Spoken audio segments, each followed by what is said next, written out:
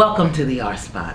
I am Iyanla Vanzant, welcoming all of our first-time visitors. And if you are one of our returning subscribers, I thank you for your support and your willingness to improve all of your relationships. Now, today's topic is an important one, so let's get right to it.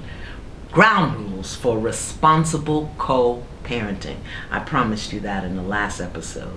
Now, I recently watched an episode of Power, the blockbuster hit on the Starz network. I tell you before, I get a lot of lessons and teaching material from watching television. Now, in that episode, the main character, Ghost, and his ex-wife, Tasha, were arranging for the children to spend the night at Ghost's house with his new living girlfriend, Angela. Now, the children were not keen on going, but Tasha assured them that they needed to spend time with their dad. Good for you, Tasha. Great co-parenting. But then, Tasha went to see Angela to check out her space. She didn't call, nor did she inform Ghost. She just showed up at Angela's house with much attitude. Now, I have to give Angela her props because she did not act like she was a member of the Slap-a-Hoe tribe. Instead, she let Tasha in, she answered all of her questions, and she thanked her for allowing the children to come visit. Good for you, Angela. That is how the new parent or step-parent must act. Secure the children first by behaving like an adult. So the children came over and things were going great until Ghost had an emergency at the club and he left the children with Angela. Now, Ghost's son, Tariq, he didn't want to be there, nor did he want to meet Angela, the new girlfriend. So he went rummaging through the closet where he found Angela's gun. Now, Angela's an officer of the court, so she's licensed to have the gun, and it was in the top of the closet in a box, but Tariq found it and stole it and took it to school. Oh, God. So, when the school officials called and Ghost and his ex-wife had to go to the school, Ghost insinuated that the gun belonged to Tasha, a great example of one parent blaming the other for the child's bad behavior. However, the meeting with the school officials revealed the truth. So Tasha asked Ghost, how did Tariq get the gun? It was then that Ghost informed her that he had left the children with Angela. Oh my God. Upon hearing that, Tasha informed Ghost that the children would never visit his home again. Now, she may change her mind, but in the meantime, Ghost, the father, the non-custodial parent, has lost his visitation rights. That is bad co-parenting.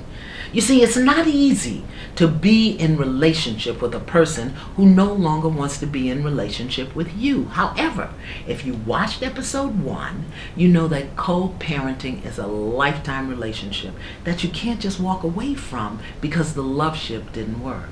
When a marriage or another form of a love ship produces children, there are some boundaries that must be created and ground rules that must be followed in order to what? Secure the children first. So this is co-parenting 101 according to Iyanla. Hopefully you will hear something that will help you create or maintain or improve your relationship with your co-parent. So here goes. Be a responsible and accountable adult, not a wounded, angry child. Co-parents must be responsible adults.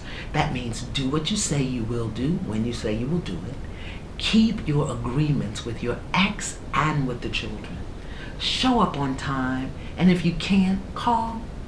Make the children's visitation and your time with the children a priority. That means do not create competing commitments that you then have to explain to the children. Now, if the children are old enough, and you are the custodial parent, allow them to maintain communication with the non-custodial parent that you don't monitor. It's really okay. Both parents do not communicate to the children what you have not communicated to the other parent. Don't make the children the messengers or the upset bearers. Talk to one another, and do not quiz or grill the children about the other parent. Don't give the children instructions about how to be or what to do or what not to do when they're with the other parent. Allow that relationship to unfold and blossom.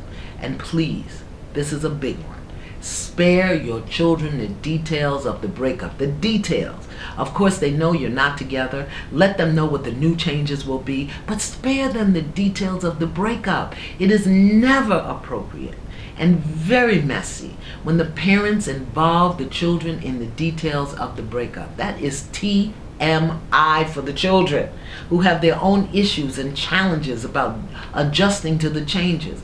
If you have a problem or an issue, find a friend or a priest or talk to the dog. Just leave the children out of the details. Let grown folks' business be grown folks' business. And please, don't make the children the messenger between you and the other parent. If you have something to communicate, communicate it directly. If there's an upset or a breakdown, communicate it directly so that the children don't get caught up in the details. And when you're speaking about the other parent, speak in a positive tone with positive words. When the relationship ends and your ex hasn't met your expectations, it's natural for you to feel wounded, disappointed, and angry. But that doesn't have anything to do with the children. You have to remember that you are an adult and that the children need to respect their parents.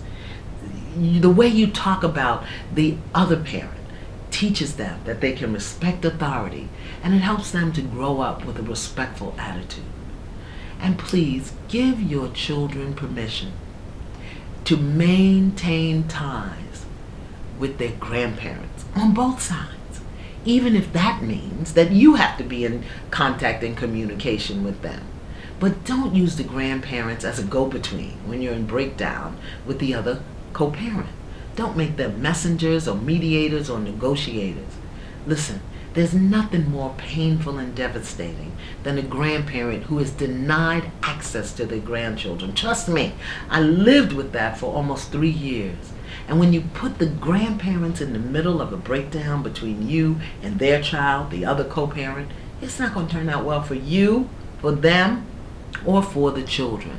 Just establish and maintain a healthy relationship with the grandparents and keep it clean. This is another big one. Detach from your ex. In fact, stop calling them your ex. They have become your child's other parent or your co-parent. They are not the baby's daddy or the baby's mama. Those are such disrespectful titles, and they both have negative and judgmental expectations. Transform your ex into a co-parent and address them that way. Speak about them that way. Keep in mind that it is your responsibility to heal and clear up all of the whys and the what ifs and the how comes and it's your fault and you always, you never, all of that unfinished business in the relationship. It's your responsibility to clean that up within yourself so that you and the co-parent can have clean communication and accountable cooperation. Who they are dating, it's none of your business. What they feeding the children, that's none of your business. As long as you are confident that the other parent is responsible and will keep the children safe, detach from your ex and mind your business. Establish a relationship with the co-parent by focusing on what is important to the children. Refuse to allow anger or negative feelings to get in the way of what's best for the children. And regardless of what the other parent does or do not do, remember you are in control of how you speak, whether or not you react to whatever comes up. So do your best to speak in a manner that demonstrates you are an adult, the kind of person your children can be proud of. Even when breakdowns occur or when you're in upset, please keep your promises to yourself, to your children, and to the other parent. Then there's just a few boundaries I want to give you. Always, always, always make a conscious effort to keep negative emotions out of your conversations. Be polite, be courteous when speaking to your co-parent. Keep all of your agreements and follow through on all of the parenting decisions. And when that's not possible, communicate. Communicate, that is so huge. And don't withhold important information about what's going on with the children from the non-custodial parent. Be and stay willing to share your information and concerns. Both of you have to get accustomed to the new parameters of your relationships, and you will have breakdowns. There'll be misunderstandings and struggles for power and control. And if you're not adhering to these guidelines, make up some of your own, knowing that you're gonna knock heads. And when that happens, you've got to have something to fall back on. So be sure you keep behaviors separate from personality. Keep what the other parent does from the way you see them or describe them as a person. I would really say use a very business-like tone in your communication. Approach the co-parenting relationship as if it were a business partnership where the children are the business. Write or speak to your co-parent in cordial, respectful, and neutral tones. Just relax and talk slowly until you get adjusted. Learn how to make requests rather than demands. Be mindful of the things that you say and the way you say it that could be misinterpreted as a demand. See, a request is like, would you be willing to? Or can we try? Remember, you're both new at this and your feelings will be raw for a while. So do your best not to do it. Also, even though you don't want to, be willing to ask his or her opinion instead of telling them what will or will not happen. That's a power and control behavior. Asking for and listening to the opinion and input of the other parent is a demonstration that you value their role in your children's lives. And listen. Do your best to listen. Mature communication starts with listening. Even if you end up disagreeing, you should at least be able to convey that you've heard and understood his point of view. Listening doesn't equal approval, and listening doesn't mean you're going to lose anything. It just means that you're willing to hear and respond as an adult, not as a power-hungry teenager who needs to be right. Train yourself not to overreact to everything you hear based on what happened in the love ship and what didn't happen. Lifelong relationships need communication. And this is going to be a relationship that you'll be in for the rest of your child's life. So don't allow the things that dismantle the love ship to infect your ability to co-parent. Be mindful. And in time, you will become neutral and they won't be able to push your buttons. As co-parents, please meet and talk consistently. Frequent communication with your co-parent is the way to communicate to your children that you are a united front.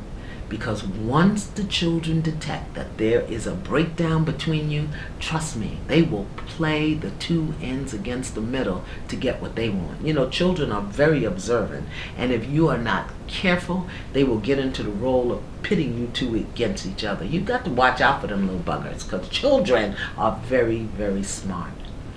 Here's how you do that. Keep all of your conversations child-focused. Focused on the present issues rather than the past challenges. Be mindful of allowing your conversations to become about your needs or his needs. It should be about the children's needs. Remember that your children's best interests are at stake. And as you move forward as co-parents, it's your responsibility to create, to maintain, to up-level and improve your relationship with your co-parent. Now finally, when you know you're off, when you know you've done something that is a little off to the center, be willing to say you're sorry. Be courageous and take the time to apologize sincerely. Apologizing can be a very important step in moving your relationship away from being adversaries to being allies. Remember, it's all in the best interest of the child, so show your willingness to be flexible with your co-parent. And if you do that, it's more likely than not that the co-parent will be flexible with you. Now, I've said it before and I'll say it again, this will not be easy. But when you are focused on securing the children first, and when the children are at stake, you owe it to yourself, God, the universe, and everybody who's watching to make your co-parenting relationship work. Now, For all of you out there dealing with an unwilling co-parent or an absent co-parent or a co-parent that you do not believe is responsible enough to leave your children with that person, I will coach you to use some or all of these tools so that you can still have a relationship with yourself, within yourself, and with the co-parent. I would never encourage a parent to send a child into an unsafe environment, but I also encourage you to hold on to the prayerful possibility and vision that the person with whom you created this child can and will change. Co-parenting can be difficult, or it can be a beautiful experience. I know co-parents who hang out together, who introduce their new partners to one another, and it is such a healthy thing for the children to see. Do it, okay? In the meantime, stay in peace, not pieces. See you next time.